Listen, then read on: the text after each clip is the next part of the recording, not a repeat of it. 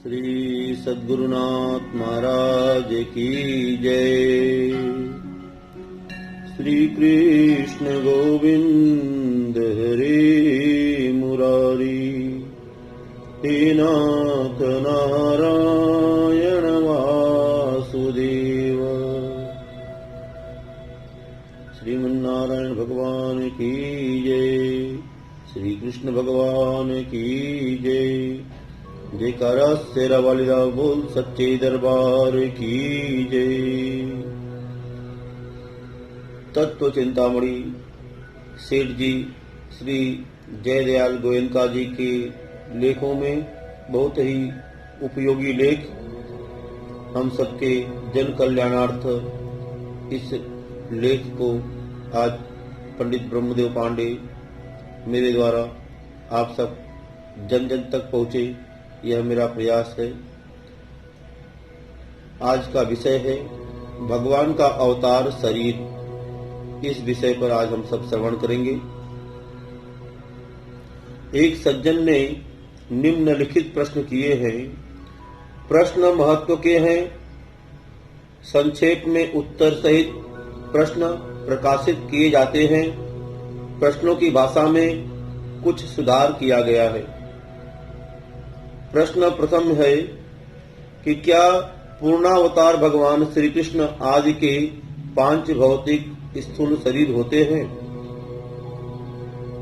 दूसरा प्रश्न है, साधारण जीवों के शरीर का अभिमानी तो जीवात्मा होता है, परंतु अवतार शरीर का अभिमानी कौन होता है? तीसरा प्रश्न है, यदि सगुण ईश्वर को ही उस शरीर का अभिमानी माना जाए तो विश्वात्मा इस समस्त विश्व का अभिमानी है, वह केवल एक शरीर का अभिमानी कैसे हो सकता है? चौथा प्रश्न है कि एक शरीर का अभिमानी है तो उसमें कुछ भेद होगा या नहीं, यानी वह जिस प्रकार सामान्य रूप से सब स्थानों में है उससे अवतार शरीर में कुछ विशेष रूप से है या नहीं। पांचवा प्रश्न है, श्रीमद् भगवद गीता से पूर्व के किसी ग्रंथ में अवतारवाद का बीज रूप से भी वर्णन है क्या? इन सभी प्रश्नों का क्रमशः उत्तर इस प्रकार है। प्रथम प्रश्न का उत्तर है कि भगवान का जन्म और उनका श्री विग्रह सर्वथा दिव्य एवं अलौकिक है। मलिन विकार रूप पंच महाभूत जो हम लोगों के दृष्टिगोचर होते हैं, भगवान का शरीर उनसे बना हुआ नहीं होता। तत्व को न जानने वाले अज्ञ मनुष्यों को ऐसा ही प्रतीत होता है कि भगवान श्री कृष्ण का शरीर हम लोगों जैसा ही है। भगवान कहते हैं श्री गीता में अध्याय संख्या 7 श्लोक संख्या 25, नाहम प्रकाशम सर्वस्य योग माया समावृतः मूढ़ो अयम नाभिजानाति लोको मामज व्ययम। फिर भगवान कहते हैं श्रीमद् भगवद गीता के अध्याय संख्या 9 श्लोक संख्या 11 में कि अवजानन्ति मामूढ़ा मानुखी तनुमाश्रितम परम भाव जानन्तो मम भूत महेश्वरम, कि अपनी योग माया से छिपा हुआ मैं सबके प्रत्यक्ष नहीं होता हूँ, इसलिए अज्ञानी मनुष्य मुझ अजन्मा अविनाशी परमात्मा को तत्व से नहीं जानता। वह मुझे जन्म लेने और मरने वाला समझता है। संपूर्ण भूतों के महान ईश्वर रूप मेरे परम भाव को न जानने वाले मूढ़ लोग मनुष्य का शरीर धारण करने वाले मुझ परमात्मा को तुच्छ समझते हैं, अर्थात अपनी योग माया से संसार के उद्धार के लिए मनुष्य रूप में लीला करते हुए मुझको साधारण मनुष्य मानते हैं। भगवान के परम तत्व को जानने वाले बड़भागी पुरुषों को तो भगवान का शरीर सर्वथा दिव्य ही प्रतीत होता है। उनकी दृष्टि से भगवान का यथार्थ स्वरूप अभी ओझल नहीं होता, इसी से वे मुक्त होते हैं। स्वयं भगवान कहते हैं कि जन्म कर्म च में दिव्यमेवं यो वेत्ति तत्वतः त्यक्त्वाम देहम पुनर्जन्मम नैति मामेति सो अर्जुनः। श्रीमद् भगवद गीता के अध्याय संख्या 4 में श्लोक संख्या 9 कि हे अर्जुन, मेरा जन्म और कर्म दिव्य अर्थात अलौकिक है। इस प्रकार जो पुरुष तत्व से जानता है वह शरीर को त्याग कर पुनः जन्म को प्राप्त नहीं होता, वह तो मुझ परमात्मा को ही प्राप्त होता है। सर्वशक्तिमान सच्चिदानंद घन परमात्मा अजन्मा अविनाशी सर्वभूतों के परम गति और परम आश्रय हैं। वे केवल धर्म की स्थापना और संसार का उद्धार करने के लिए ही अपनी योग माया से सगुण रूप होकर प्रकट होते हैं। उनके समान सूर्योदय प्रेमी और पतित पावन दूसरा कोई नहीं है। ऐसा समझकर जो पुरुष परमेश्वर का अनन्य प्रेम से निरंतर चिंतन करता हुआ आसक्ति रहित हो संसार में बरतता है, वही वास्तव में उन्हें तत्व से जानता है। ऐसे तत्व की दृष्टि ही वास्तविक दृष्टि है। जो लोग माया के आवरण से ढके रहने के कारण वास्तविक दृष्टि से शून्य हैं, वे परमात्मा के साकार रूप को विकारी पांच भौतिक मानते हैं। असल में न तो भगवान का शरीर ही साधारण प्राणियों का सा है और न उनका अवतरण ही जीवों की उत्पत्ति के समान है। जीव मायाबद्ध है, वह उसी के नियंत्रण में पाप पुण्यों के अनुसार परवश हुआ जन्म मरण को प्राप्त होता है। भगवान कहते हैं कि भूत ग्राममिमं कृत्स्वम् वंश प्रकृतिर्वसात। श्री गीता के अध्याय संख्या 9 श्लोक संख्या 8।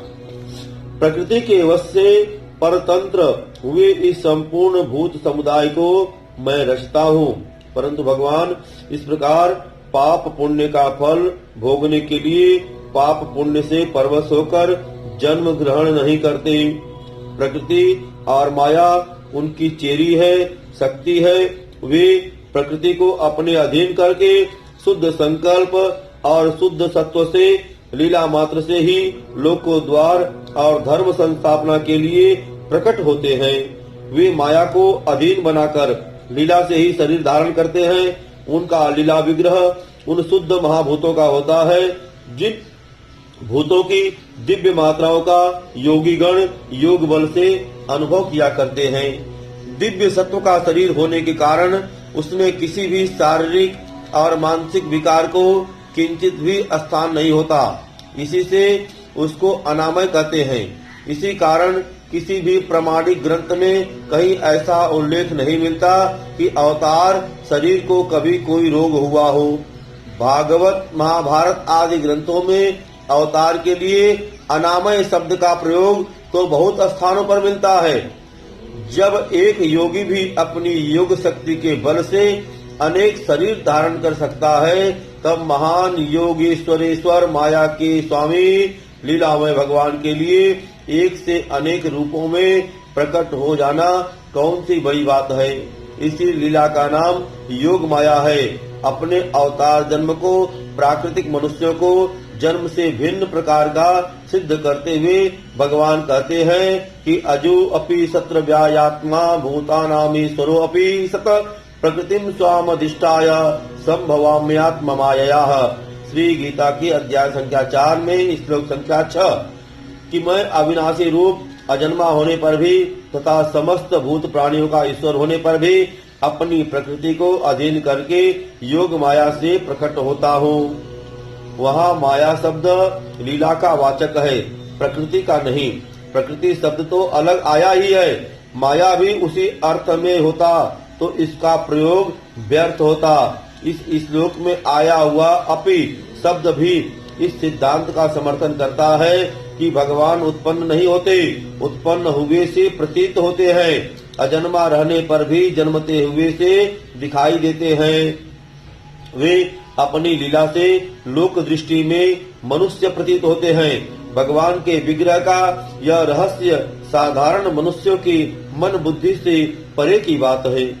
भगवत रूप में स्थित परम भक्त महात्मा लोग भी भगवत कृपा से इसे जान सकते हैं। सोई जानई जही देहु जनाई, अजानत तुम ही हो ही जाई। अब प्रश्न संख्या 2। भगवान के शरीर में कोई भी अभिमानी नहीं होता। जब अज्ञान दशा से ज्ञान दशा में पहुंचे हुए एक जीवन मुक्त का कार्य भी देहाभिमानी के बिना चल जाता है, तब श्री भगवान के दिव्य शरीर में भिन्न अभिमानी के अध्यारोप की क्या आवश्यकता है। उस दिव्य शरीर के द्वारा सर्वव्यापी विज्ञानानंद घन परमात्मा की सत्ता स्फूर्ति से कार्य होते हैं। लोगों को समझाने के लिए यह कहा जा सकता है कि शुद्ध ब्रह्म के साथ समष्टि चेतन जो एक ही तत्व रूप परमात्मा है, वही अभिमानी के सदृश स्थित प्रतीत होता है। यदि यह कहा जाए कि सृष्टिकर्ता ईश्वर उसमें अभिमानी है, तो इसमें सृष्टिकर्ता ईश्वर अपने शुद्ध सच्चिदानंद घन ब्रह्म स्वरूप से अलग कर दिए जाते हैं। यदि कोई सज्जन यह कहे कि हम वास्तव में तो माया विशिष्ट ईश्वर और शुद्ध ब्रह्म को पृथक नहीं मानते, केवल लोगों को समझाने के लिए सृष्टिकर्ता समष्टि चेतन अंश से ही अध्यारोप करके उसे औपचारिक अभिमानी मानते हैं, तो इसमें कोई आपत्ति नहीं है। तीसरे प्रश्न का उत्तर यह है कि यह तो कहा ही जा चुका है कि ईश्वर वास्तव में उस शरीर का अभिमानी नहीं होता। विश्व का अभिमानी एक देशीय शरीर का अभिमानी कैसे बन सकता है? और यह एक साधारण सी बात है और विचार करते ही समझ में आ सकती है। जब संपूर्ण विश्व में व्याप्त अग्नि का अभिमानी देवता एक होने पर भी अव्यक्त रूप से अग्नि के सर्वत्र व्यापक रहते हुए भी अनेक भिन्न भिन्न स्थानों में व्यक्त प्रज्वलित मूर्ति धारण करके उसका अभिमानी सा बन सबकी दी हुई आहुतियों को ग्रहण कर उनके अनुसार फल देता है, तब सर्वशक्तिमान सर्वाश्रय सर्वव्यापी परमात्मा के लिए ऐसा करने में कौन सा आश्चर्य है।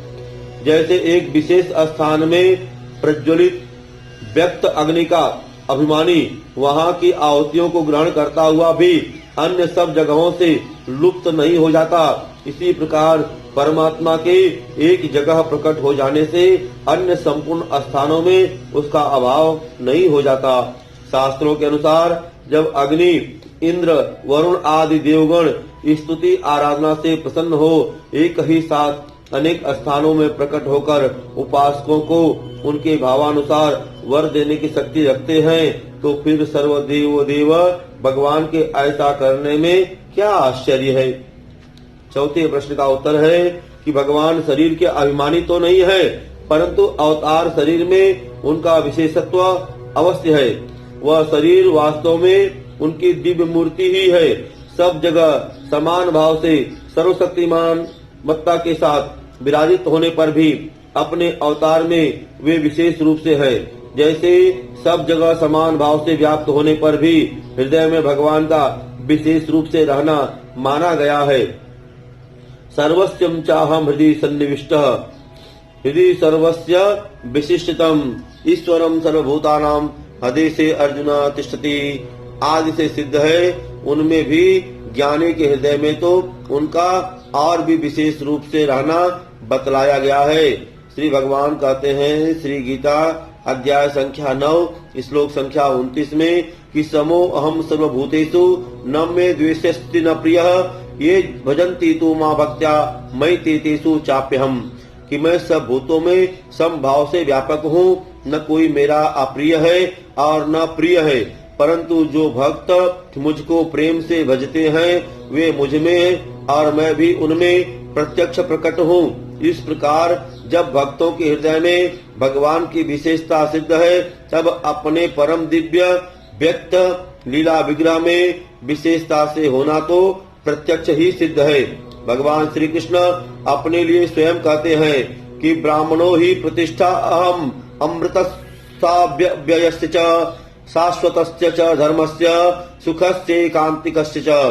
श्री गीता के अध्याय संख्या 14 श्लोक संख्या 27 कि हे अर्जुन, अविनाशी पर ब्रह्म का, अमृत का, नित्य धर्म का और अखंड एक रस आनंद का मैं ही आश्रय हूँ। सूर्य का प्रकाश सब जगह समान होने पर भी काठ और कांच में प्रत्यक्ष भेद प्रतीत होता है। काठ में प्रतिबिंब नहीं होता पर कांच में होता है। कांचों में भी सूर्यमुखी कांच में तो इतनी विशेषता है कि उससे रुई और कपड़े भी जल जाते हैं। सर्वत्र व्याप्त होने पर भी संसार के पदार्थों की अपेक्षा हृदय में विशेषता है। या ज्ञानी या भक्त के हृदय में उससे भी अधिक विशेषता है। अवतार विग्रह में तो उन सबसे अधिक विशेषता है। वह तो उनका स्वरूप ही है, इससे उसके कार्य भी सब भगवत रूप ही है। प्रश्न 5 का उत्तर है कि अवतारवाद का वर्णन अनेक ग्रंथों में है। श्री वाल्मीकि रामायण में जो जगत में आदि काव्य माना जाता है और ही अवतारवाद का स्पष्ट वर्णन है। कल्याण के रामायणांक में प्रकाशित वाल्मीकि रामायण से अवतारवाद की सिद्धि शीर्षक लेख ध्यान पूर्वक पढ़ना चाहिए। बोलिए श्री कृष्ण भगवान की जय। सियावर रामचंद्र की जय। हरे राम राम राम हरे हरे, हरे कृष्ण